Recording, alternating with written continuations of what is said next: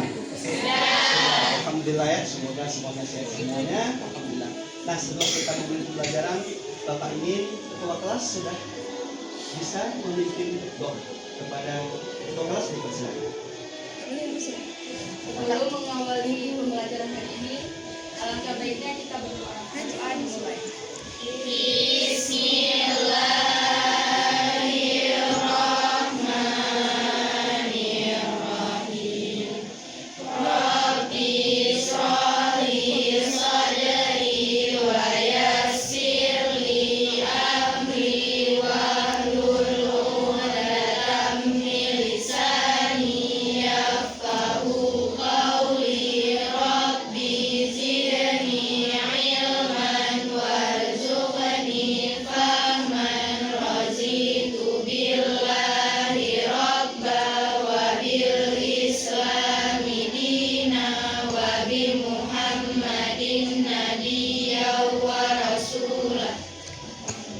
Terima kasih kepada Bapak yang sudah memimpin doa.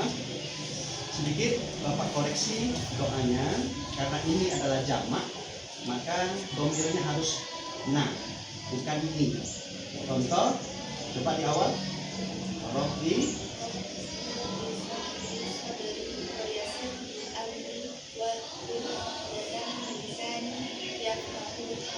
Terus Robbi.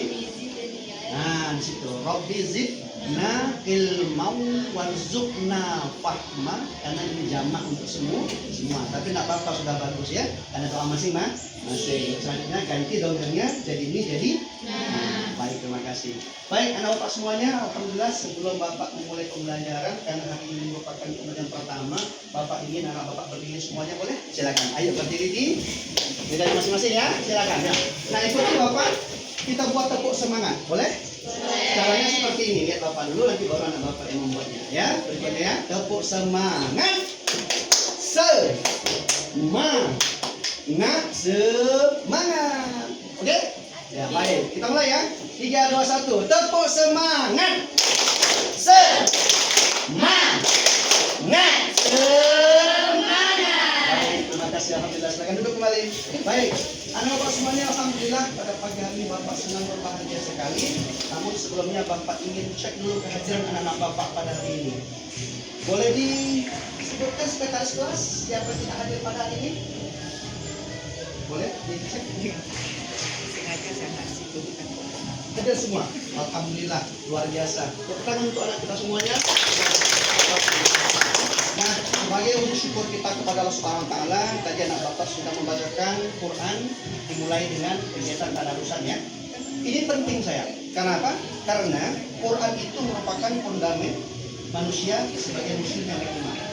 Dalam hadis dikatakan, khairukum man ta'allama al-Quran wa 'allamahu. Sebaik-baik manusia di antara kita semua adalah yang belajar Quran, membaca Quran, mengamalkan kandungan Quran, mengaplikasikan di dalam kehidupan sehari-hari, maka dia merupakan manusia terbaik. Mana buktinya Ustaz? Surah Abasa. Surah Abasa di ayat 33 sampai 37, siapa yang hafal? Tunjuk tangan. Baik, Bapak pandu ya. A'udzubillahi minasyaitonirrajim. Bismillahirrahmanirrahim. Fa idza ja'atis sakhah yauma yafirrul mar'u min akhihi wa ummihi wa abihi wa sahibatihi wa banihi likulli imri'in minhum yauma idzin sya'nun yughni. Sadaqallahu azim. Artinya, nanti akan kugenderangkan sangkakala yang memekakkan kuping telinga. Tandanya kiamat. Faidah ada artisah, peka semua kuping telinga. Di mana itu? Di padang mahsyar. Faidah ada artisah. Yauma yafirrul mar'u min akhi, semua manusia lari dari saudara-saudaranya. Tidak ada lagi namanya wawa, om, tante, pak lek, bu lek, tidak ada. Wa ummihi wa abihi, istri tidak kenal lagi dengan suami, suami tidak kenal lagi dengan istri, tidak ada ibu dan anak. Wa sahibatihi wa banihi, anak tidak kenal sama ayah, anak tidak kenal sama ibu, dan kami tidak kenal dengan buah hati kami. Kenapa, Pak? Yauman yutruman uti. Nah, wasahibatihi wabah likullin ri'in minhum yauma idin sya'nu yuni. Pada saat itu orang sibuk menghitung amal masing-masing. Di mana? Di yaumil mizan. Hati-hati. Lantas, apa yang membuat kita bangga dengan Al-Quran? Pada saat itu Allah mengatakan, wahai penghafal Al-Quran, kau ambilkan mahkota jubah dari surga, berilah syafaat kepada ayah dan bunda, dan 10-40 keluarga masuk surga bersama Rasulullah. Amin. Diponis ayah masuk neraka, diponis mama masuk neraka. Tapi ketika itu datang anak penghafal Al-Quran, membawanya dengan menyertakan mahkota di kepalanya dan jubah dari surganya. Ayo bunda, ayo ayah, masuk ke dalam surga. Mau? Maka anak bapak luar biasa sudah baca Quran setiap hari, amalkan. Boleh? Kok sepertinya tegang tepuk tangan untuk kita semua. Penting, karena apa? Pembelajaran ini harus bermakna, sayang. Harus betul-betul kita sadar pentingnya ilmu pengetahuan. Kenapa? Karena kalau ingin bahagia dunia, ingin bahagia akhirat, ingin dua-duanya, ilmu. Man arada dunia fa'alaihi bil ilmi, wa man arada al-akhirah fa'alaihi bil ilmi, wa man arada huma fa'alaihi bil ilmi. Ingin dunia, ingin akhirat, ingin kedua-duanya adalah dengan ilmu. Baik, ini guru apa ustaz ya? Baik, insyaallah anak bapak nama Muhammad Yasir nih. Siapa itu? Nanti bapak kenalkan. Kenapa? Bapak pun baru udah masuk di sini, terima oleh ibu. Ibu, mana ibu kepala kita? Oh, sedang dulu ya.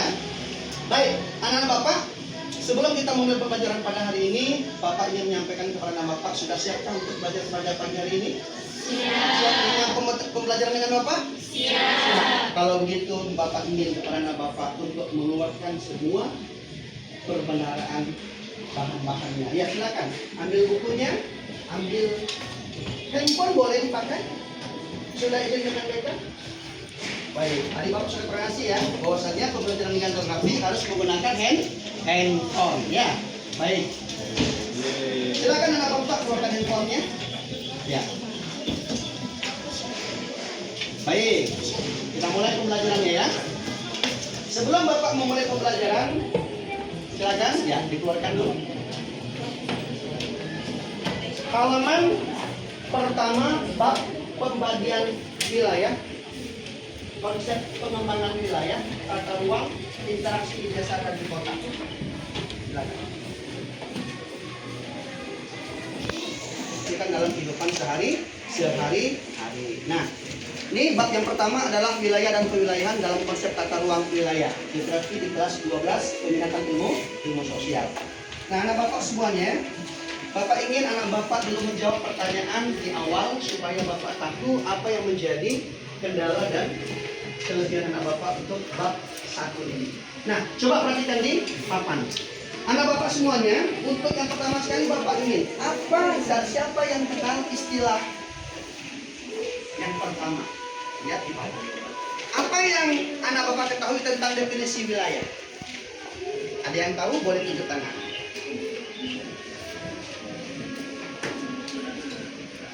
Apa itu wilayah? Pak, wilayah itu ada di sana.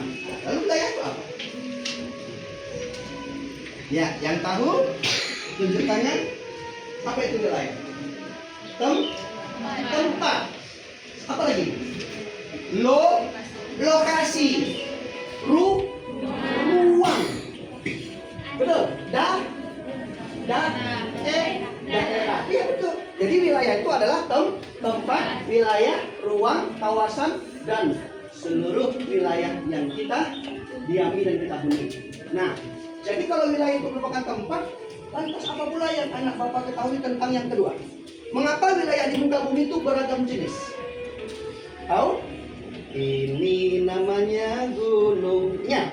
Nah, bapak tuliskan ya, lihat. Kenapa beragam jenis? Nih, ini namanya gunung. Ini pegunungan. Di bawahnya ada danau. Dataran tinggi dataran rendah, sungai ke pantai laut. Ini apa nak? Gunung. Ini pegunungan. Ini danau. Ini dataran tinggi. Ini sungai. Pantai. Laut terbagi lagi. Ada laut dangkal, ada laut dalam, ada namanya lubuk laut, punggung laut, junung laut, falung laut. Dalam tuh palung? Dalam nggak palung? Dalam tapi tak sedalam relung hati bapak. Iya, kenapa? Di sini letaknya apa? Ya, nih.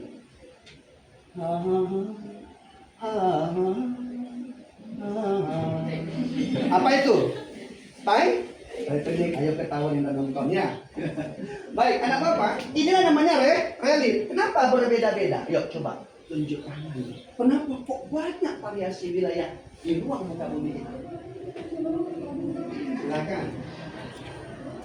Kenapa yuk? Kenapa tanah yang begitu datar tiba-tiba anjlok? Kenapa kok itu tanah tuh berair tiba-tiba kering? Lalu kenapa laut sempit tiba-tiba luas dan seterusnya? Apa penyebabnya? Di kelas 10 sudah belajar tentang litosfer. Ya. Karena keberagaman wilayah bumi itu kan berbeda-beda. Iya, benar. Kemudian ada kombinasi lagi dari faktor alam dan aktivitas manusia yang berbeda-beda juga di Iya. lingkungan itu. Iya. Bagaimana? Benar apa salah? Benar, tepuk tangan untuk temannya. Luar biasa. Siapa yang ingin memberikan jawaban selain dari temannya? Apa yang mau kok bervariasi dulu? Kok bervariasi muka bumi kita? Ya, nggak apa-apa, cukup satu. Nah, berikutnya, yang ketiga. Ini yang paling penting. Mengapa persebaran wilayah yang ada di muka bumi mempengaruhi aktivitas manusianya? Terbayang nggak orang Pakemon? Terbayang nggak orang Banda Aceh? Apa yang bisa kamu bayangkan?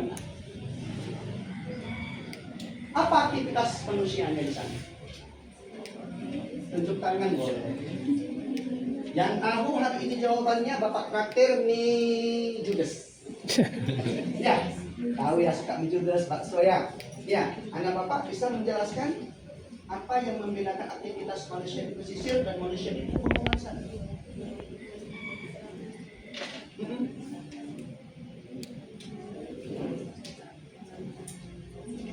Suka dengan kopi, terus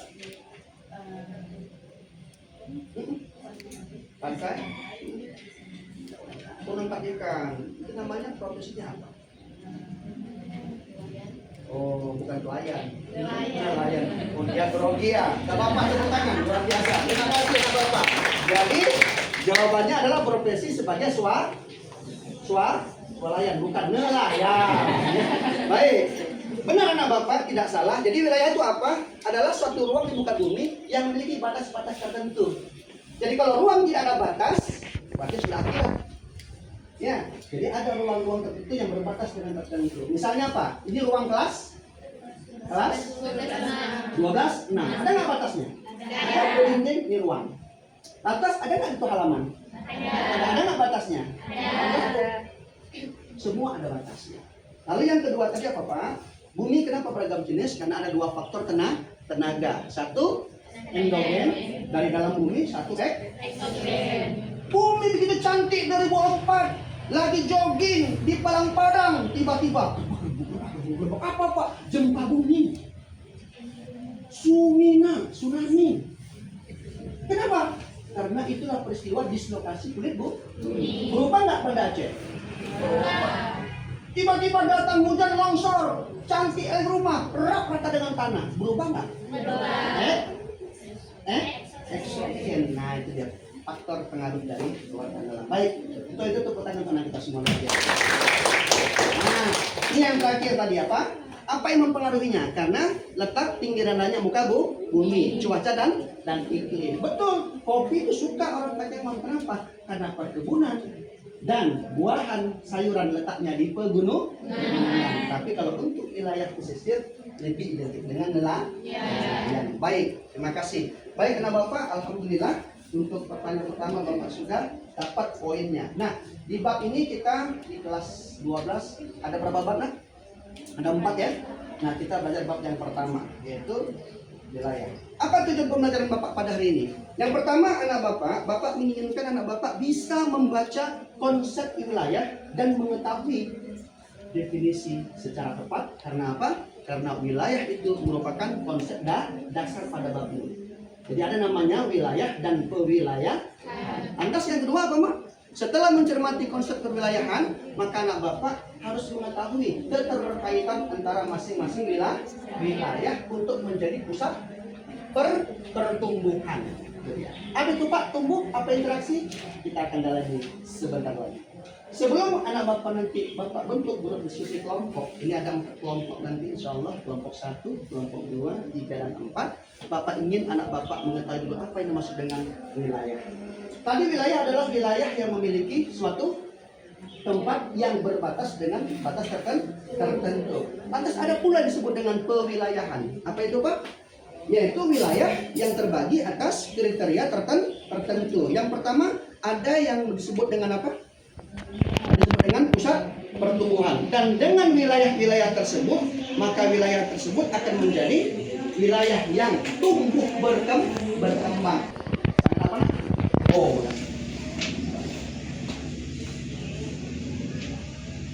ya sangat kompleks. Nah, coba perhatikan di sini nak. Yang pertama, apa yang membedakannya? Wilayah formal homogen, fungsional heterogen. Berarti homogen sejenis, yang sana dinamis. Adanya perubahan atau tidak? Wilayah formal berubah atau tidak? Tidak, lebih pasif. Tapi kalau wilayah fungsional, ya dinamis. Apa ciri wilayah formal? Ciri fisiknya jelas. Apa maksud jelas itu? Fisiknya, wilayahnya itu dapat kita ketahui kalau bahwasanya ini merupakan desa yang mayoritas masyarakatnya adalah petani, lalu nelayan. Jelas, tapi kalau di kota hampir sudah diketahui. Nah, lihat kompleksitas kota. Banda Aceh sama Aceh Tamiang sama atau berbeda? Coba ke Tamiang, ini sawit semua ya Pak. Kan gitu, anggaplah desa. Tapi pergilah ke kota. Mana ya? Ini gedung, ini ada sawah, ini ada ladang, ini ada ruko, ini ada apa? Ramai sekali. Itu namanya apa? Fungsional yang dinamis. Dan seterusnya, apakah saling berhubungan? Apakah desa berhubungan sama kota? Coba sebutkan dulu buktinya. Apa yang membuat hubungan antara desa dengan kota?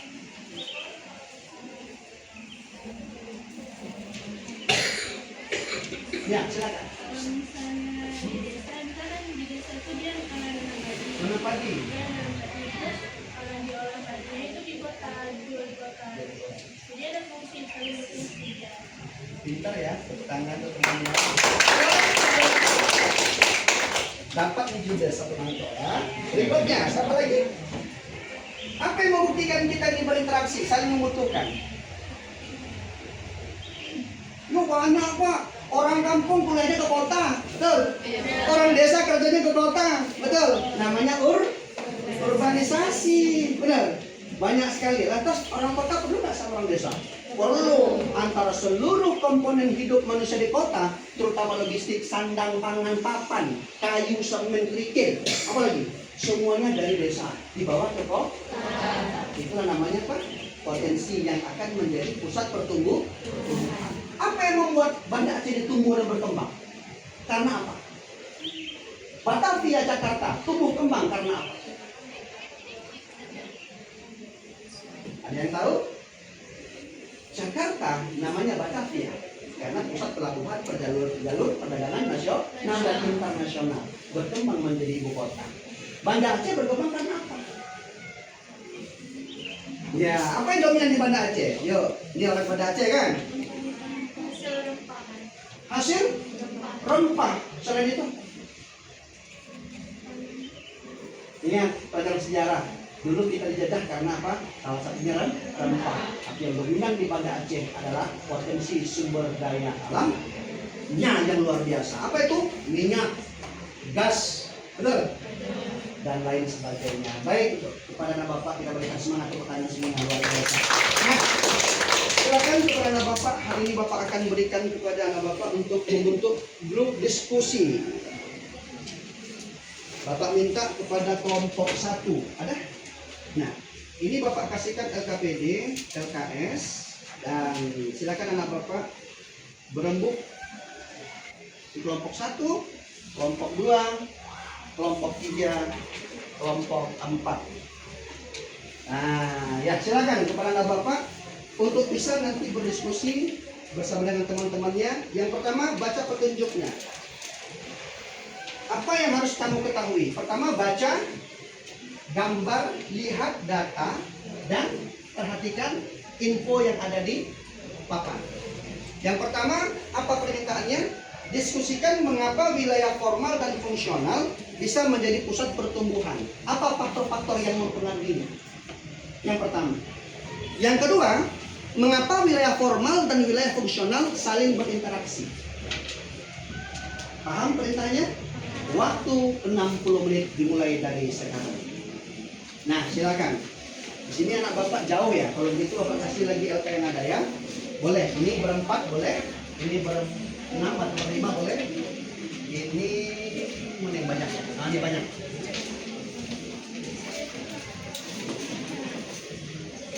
Ya, ini banyak. Boleh nih Pak. Silakan. Kakak boleh berempat, kakak boleh berdua. Silakan diberikan waktu 60 menit dari sekarang.